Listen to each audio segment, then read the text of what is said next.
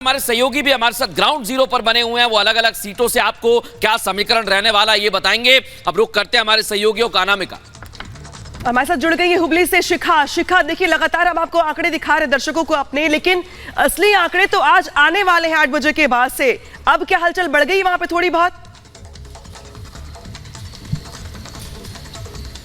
बिल्कुल अनामिका, देखिए आज जो है 8 बजे के बाद से रुझान आना शुरू हो जाएंगे और सब यहाँ पे हलचल जो है और भी ज्यादा बढ़ती हुई नजर आएगी। कल हमने देखा था कि किस तरीके से सिक्योरिटी, हम वहां गए थे काउंटिंग सेंटर और वहां पर देखा था सिक्योरिटी वहां पर पूरी तरीके से टाइट है। लेकिन मैं इस समय बसवराज बोम्मई जो मुख्यमंत्री हैं कर्नाटक के, उनके रेजिडेंस के बाहर हूं और देखिए तैयारियां की जा रही हैं यहाँ पर, क्योंकि लगभग आपको बता दें कि 7 बजे का वक्त था। 7 से 7:15 के बीच में बसवराज बोम्मई यहाँ से निकलेंगे हावेरी के लिए, तो उसी का इंतजार यहाँ पर किया जा रहा है। लेकिन धड़कनें जो हैं वो उनकी भी बढ़ी हुई होंगी कि आखिर आज क्या होगा। लौटेंगे हमारी सहयोगी सुजाता ग्राउंड जीरो पर तैनात है, उनके पीछे हलचल कुछ दिखाई दे रही है। थोड़ा सा वक्त बचा है, सुजाता तस्वीर दिखाइए। सुरक्षा टाइट कर दी गई है। बिल्कुल मृदुल और अनामिका, सिर्फ 1.5 घंटा बचा हुआ है और यहाँ देखिए काउंटिंग सेंटर पर किस तरह की हलचल है। लगातार जो सुरक्षा कर्मी है वो जांच कर रहे हैं, जो एजेंट्स अंदर आ रहे हैं काउंटिंग के लिए सभी के पासेस चेक किए जा रहे हैं और सुरक्षा का पूरा ख्याल रखा जा रहा है। ये एक आपको बता दें कॉलेज है जिसे पहले ये पोलिंग सेंटर भी था और अब ये काउंटिंग सेंटर भी है। यहाँ पर काउंटिंग का काम चल रहा है और सुरक्षा की लेयर आपको हर फ्लोर पर नजर आएगी। और अगर हम पूरे बेंगलुरु की बात करें तो बेंगलुरु की कितनी विधानसभा सीटों के बारे में यहाँ पर काउंटिंग हो रही है वो भी आपको बता रहे हैं। महालक्ष्मी और सर्व गंगानगर है, सीवी रमन नगर है, KR पुरम है, पुलकेश्वर श्रीनगर है, हेब्बल है, मल्लेश्वरम है। तस्वीरें लगातार आप दिखाते रहिए। हलचल बढ़ गई है और धड़कनें भी बढ़ गई है और पोलिंग एजेंट्स और काउंटिंग एजेंट्स जो होते हैं उनकी भी भूमिका बेहद अहम होती है। पूरे कंसंट्रेशन के साथ उन्हें काम करना होता है, किसी तरह की कोई गड़बड़ ना हो ये खास ख्याल रखना होता है। और जब से ईवीएम्स आई है तब से तो इनका काम आसान हो गया है, वरना 10-10, 15-15 दिन काउंटिंग में ही लग जाते थे। हालांकि आपको बता दें कि जब शुरुआत होगी काउंटिंग की तो वो थोड़ी सी धीमे होगी, क्योंकि जो बैलेट पेपर होते हैं उनकी गिनती होती है, जो पोस्टल बैलेट्स होते हैं उनकी गिनती पहले होती है और जाहिर तौर पर उन बैलेट्स को खोलने में समय लगता है। इसीलिए जब भी हम देखते हैं तो पहले शुरुआत में रुझान धीरे धीरे आ रहे होते हैं, उसके बाद वो तेजी पकड़ते हैं। तो 8 बजे का बिल्कुल, और आज तेजी पकड़ेंगे सुजाता तो बहुत लोगों की किस्मत बदल जाएगी। खैर चलते हैं आगे अब सुमित के पास। सुमित, देखिए इस बार तो कर्नाटका में बम्पर वोटिंग हुई। वोटिंग परसेंटेज बताता है कि इस बार जो वोटर्स उनका उत्साह बढ़ चढ़कर बोला, लेकिन राज्य वोटिंग परसेंटेज के बढ़ने या घटने के मायने बदल जाते हैं। कर्नाटका में वोटिंग परसेंटेज का ज्यादा होना किस ओर इशारा करता है सुमित?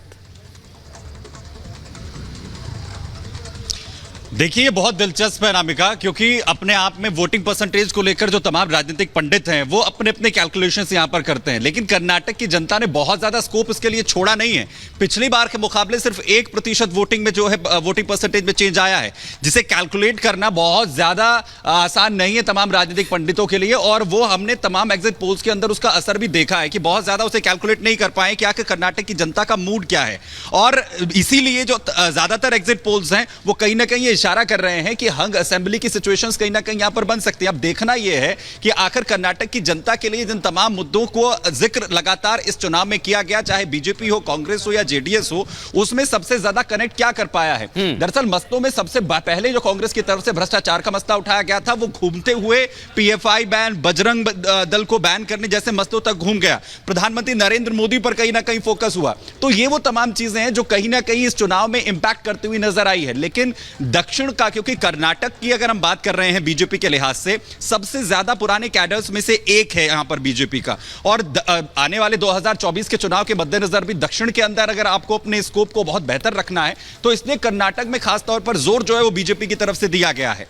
लेकिन यह कहा जाए कि कर्नाटक की और सुमित मैं आपके पास लौटूंगा, क्योंकि देखिए यहां पर बीजेपी भी दावे करने लगी है। बसवराज बोम्मई कहने के अंदरूनी जो हमारी रिपोर्ट तैयार हुई है उसमें तो हम भी जीतते हुए नजर आ रहे हैं, कांग्रेस भी अपने दावे कर रही है। और मैं जहां पर अमित मौजूद है वहां पर एक बार जाना चाहता हूं अमित, क्योंकि वहां येदुरप्पा का गढ़ है जैसा आप बता रहे थे, लेकिन बसवराज बोम्मई ने कहा कि अंदरूनी रिपोर्ट तो हमारी है, हम जीत रहे हैं। लेकिन क्या प्लान बी की कुछ खबरें हैं ग्राउंड जीरो पर अमित? देखिए, चुनावी पंडित और जो चुनावी नेता होते हैं हमेशा प्लान बी पर बात करते हैं मृदुल, और बीजेपी ने भी अपना प्लान बी तैयार कर रखा हुआ है, इसमें कोई संदेह नहीं है। कांग्रेस के पास भी अपना प्लान बी है। सिर्फ इस वक्त जो अहम भूमिका है वो जेडीएस की है, जनता दल सेक्युलर की, और हमेशा से 5 साल कोई नहीं पूछता उनको, लेकिन जब चुनाव आते हैं, जब नतीजे आते हैं तो उनकी पूछ और उनका सम्मान बढ़ जाता है। जैसा कि अनामिका पूछ रही थी मृदुल कि जब वोटिंग परसेंटेज ज्यादा होता है, आपने भी तमाम लोकसभा विधानसभा चुनावों को देखा है, जिस भी राज्य में वोटिंग परसेंटेज ज्यादा होता है वहां पर बीजेपी को एक बड़ा मार्जिन मिलता दिखाई देता है मृदुल। लेकिन चूंकि बहुत कम वोट परसेंटेज बढ़ा है, 73.19 करीब 1% की बढ़ोतरी हुई है, तो वो एक तरह से नेग्लिजिबल है, उसको आप छोड़ सकते हैं, उसको आप ध्यान से हटा सकते हैं। लेकिन बड़ी बात यह है कि बीजेपी के लिए बहुत बड़ा एक प्रवेश द्वार है दक्षिण का कर्नाटक, और कर्नाटक में अगर बीजेपी की सरकार आती है मृदुल तो दक्षिण भारत को साधने में बहुत मदद मिलेगी। लेकिन हाथ से अगर कर्नाटक की सत्ता चली जाती है तो बीजेपी बहुत बहुत पीछे चली आएगी, फिर से जीरो से शुरू करना पड़ेगा। हालांकि प्रधानमंत्री नरेंद्र मोदी ने बहुत जोर लगाया है, अमित शाह ने बहुत जोर लगाया है, तमाम बीजेपी के बड़े नेता यहां पर थे जब हम रोड शो और रैलियों में उनके थे, तो ये लग रहा था कि बीजेपी ने बहुत ताकत लगाई है। लेकिन आज दोपहर 1 बजे के बाद रुझान साफ हो जाएंगे। लेकिन शिवमोगा बहुत इंपॉर्टेंट जगह है, येदियुरप्पा के नाक की लड़ाई है, यहां से उनके बेटा लोकसभा के सांसद हैं, बीवाई विजेंद्र उनकी सीट पर शिकारीपुरा से लड़ रहे हैं मृदुल, तो वोट परसेंटेज बढ़ने का बहुत खास असर नहीं पड़ने वाला है। लेकिन प्लान बी पहले से तैयार रहता है मृदुल, सिर्फ उसके एग्जीक्यूशन का वक्त का इंतजार किया जाता है। बिल्कुल, प्लान बी तैयार रहता है, उस पर एग्जीक्यूशन के और वक्त का इंतजार किया जाएगा, हम बताएंगे आपको। लेकिन ग्राफिक्स के जरिए एक बार फिर चलते हैं कर्नाटक विधानसभा, वहां पर क्या स्थिति है, एक बार ग्राफिक्स के जरिए हम दर्शकों को समझाने की कोशिश करते हैं।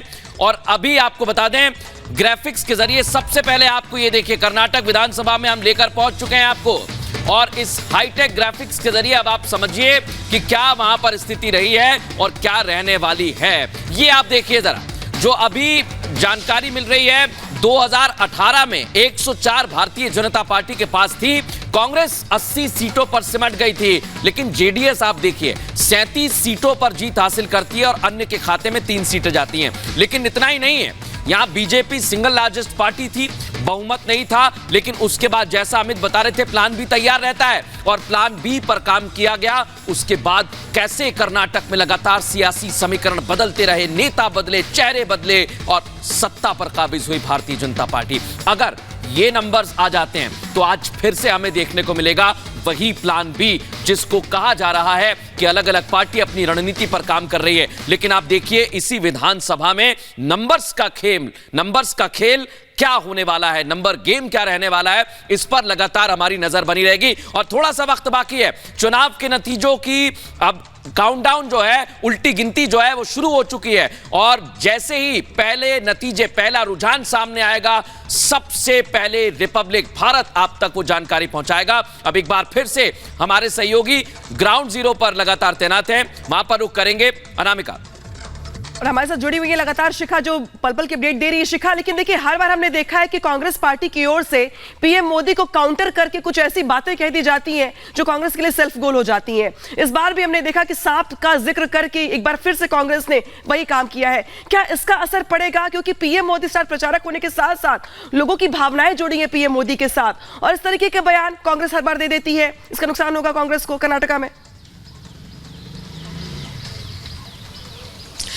बिल्कुल अनामिका, आप ठीक कह रहे हैं। देखिए, यहाँ पर ग्राउंड जीरो पर मैं मौजूद हूँ और यहाँ हमने जितने तमाम लोगों से हमने बात की थी और ये भी सवाल किया था कि जो मल्लिकार्जुन खड़गे, जिन्होंने प्रधानमंत्री नरेंद्र मोदी के लिए इस तरीके से अमर्यादित और अपशब्दों का इस्तेमाल किया था, तो वो उनकी क्या राय है। तो देखिए, यहाँ जनता जो है वो विकास को तवज्जो देती है, और ये उनका कहना है कि चाहे कुछ भी हो पार्टी का, लेकिन जो प्रधानमंत्री है वो देश का प्रधानमंत्री है, और उनके लिए इस तरीके के शब्दों का इस्तेमाल करना सही नहीं मानती है। जितना मैंने ग्राउंड जीरो पर जनता से बात की है, तो आप समझिए कि निश्चित तौर पर जो जनता है यहाँ की साउथ की, वो काफी समझदार है और विकास को तवज्जो देने की बात कह रही है। तो ऐसे में ये देखना होगा कि क्या 5 साल में जो विकास बीजेपी की तरफ से किया गया है वो जनता की समझ में आ रहा है, या फिर बदलाव यहाँ पर जनता देखना चाहती है। और इसलिए देखिए, हलचल यहाँ पर बढ़ गई है। एक बार यहाँ की तस्वीरें मैं आपको पहले दिखा दूं कि ग्राउंड जीरो की, ये देखिए तस्वीरें आपको दिखा रहे हैं, यहाँ पर हलचल बढ़ गई है, क्योंकि सीएम बसवराज बोम्मई किसी भी वक्त यहां से